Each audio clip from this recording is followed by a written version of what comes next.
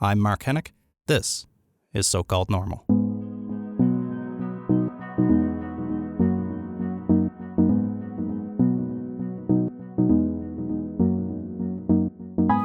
Hey folks, welcome to A Little Normal, which I've decided to call these little bite-sized episodes just in the last one. We're taking this opportunity in between our limited series releases of 5 conversations with 5 really interesting, passionate people to explore their journey through treatment-resistant depression and the complex pathways that it takes to navigate not only your own mental landscape inside your head, but the system, the treatment system, and the social systems that keep us stuck very often in these illnesses and these struggles that we're experiencing. So I want to bring in Dave Trafford. He's our editor on the show, my co-producer on the show, to have a bit of a conversation about Shelley, who we have coming up next week. Hi, Dave. Hello. So Shelley is a fascinating person who I wanted to talk to for ages. We followed each other on social media for a long time. The mental health community or I should say, the mental health advocacy community, people who do what I do, is pretty small, and you bump into the same people a lot at a lot of different types of events and advocacy type things. But I've never had the chance before this to talk to her. I'm so glad I did, because I'm fascinated by her, not only her journey, which has been, of course, challenging and really difficult for her, but also some of the things that she's tried, like transcranial magnetic stimulation, for example. So TMS. Stop there. What is that? Because I know that came up. So TMS, yeah. So this is, it's not, I think, a publicly well understood treatment, but essentially you're taking magnets, putting them on the head, and inducing a state similar to what electroconvulsive therapy does, shock therapy, but it's much, much less invasive. Now, there's a lot of stigma around ECT, around shock therapy, ever since One Flew Over the Cuckoo's Nest and all of these anti-psychiatry type advertisements of people biting their tongues and having these violent seizures. That's actually not what ECT is even like anymore. And while a last resort treatment is very effective. Anyway, that's part of what I think drives people to TMS, transcranial magnetic stimulation, because it does something very similar in terms of this idea of resetting the brain, but it does it with magnets, and it does it. You can drive yourself home. There's not nearly as many side effects like memory loss. So, and when she was talking about that, that reset, what effectively is happening there? Because you mentioned memory loss, and I would think that would be the biggest worry in some cases, whether it's short-term, long-term, whether it's recovered or not. I think this is really interesting because you hear about this idea of a reset or a brain reset with a few different types of mental health treatments. We were talking off mics before this about magic mushrooms. And this is something, I watch documentaries about mushrooms all the time. I've tried them several times. And people have talked about this idea that it seems to clear out the cobwebs in a way, or it seems to get things moving again in a different way. And it's almost this idea that we get stuck in patterns, whether neurologically or psychologically or otherwise. I don't know. Electrical patterns, maybe. I'm not sure. I'm not an expert in this area. But if we can break free of those patterns, that seems to be what helps to unlock people, to unstick people. And maybe that's happening with treatments like TMS and ECT and even magic mushrooms. I don't know. It gives people a chance to start from a clean slate. Yeah, you're clearing the cache, really, and kind of giving some relief to what is a fairly overused part of your physiology. But when you look at those things, it sounds... Again, from the outside looking in, it sounds extreme when you start to describe what we're talking about. And so I can see that in many cases, it would take a lot of conversation or, maybe even desperation for this to even come up in a conversation. And it should, based on what you're saying, should be part of more of a normal conversation in terms of mental health treatments.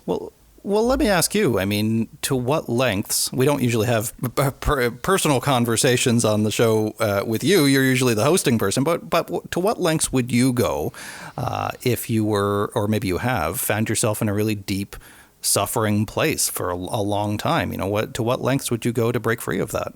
Yeah, I haven't been, and I have, as I've listened to the individuals you've been talking to, I'm kind of putting myself there thinking, what is it that, how would I respond to it? And I would think my initial reaction would be to compartmentalize it, to try to almost ignore it. And that would kind of possibly drive me deeper. Now, without having gone there, I'm not even sure how I would be self-aware enough or to be able to step out and say, okay, enough of this.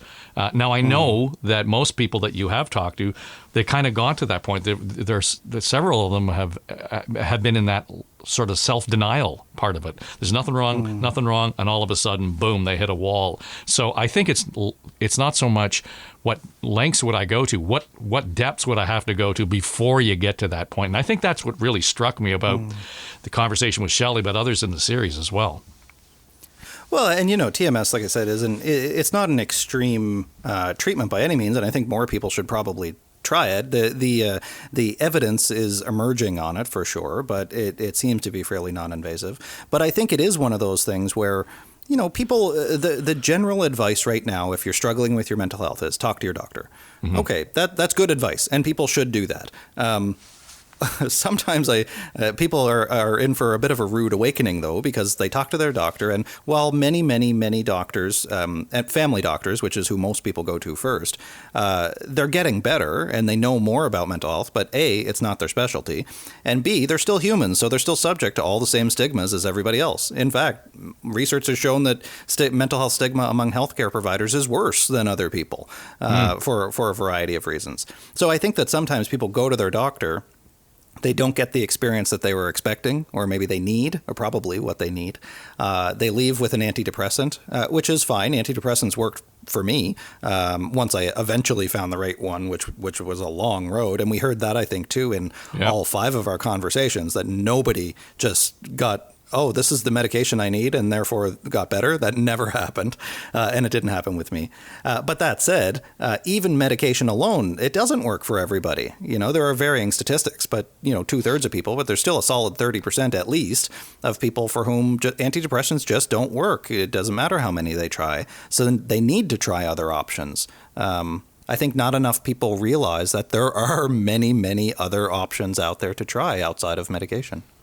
Yeah, and you talk about the stigma among healthcare providers. They also, and as I was listening to you talk about it with the various 5 conversations, it sounded as if many of the doctors or those who are providing treatment were almost learning as they were going as well. And clearly they're educated in what they're doing, but there's a little bit of learning only because no 2 individuals are alike, and they're not experiencing their mental health challenges in the same way.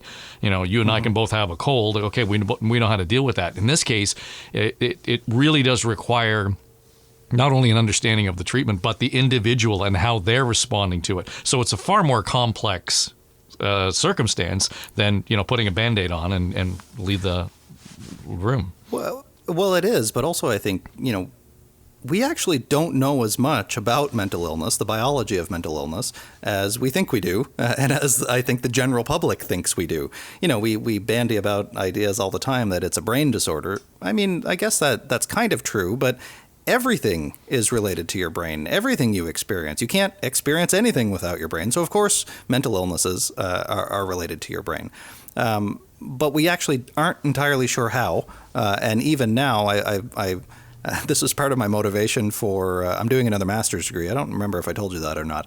I'm doing another master's degree in neuroscience now. And part of my motivation for that was that I hear people just saying neuroscience all the time, or the brain science of mental illness or mental health. And then they say things about serotonin and neurons, and they clearly have no idea what they're talking about, because so many people don't. So I wanted to go in and actually learn, okay, what is the research picture? What is the science saying about the science of mental health and mental illness? And it turns out it's not very clear on the science side. There's been incredible advancements and many more exciting advancements to come, but we are just scratching the surface on how the brain changes and adapts to mental health problems.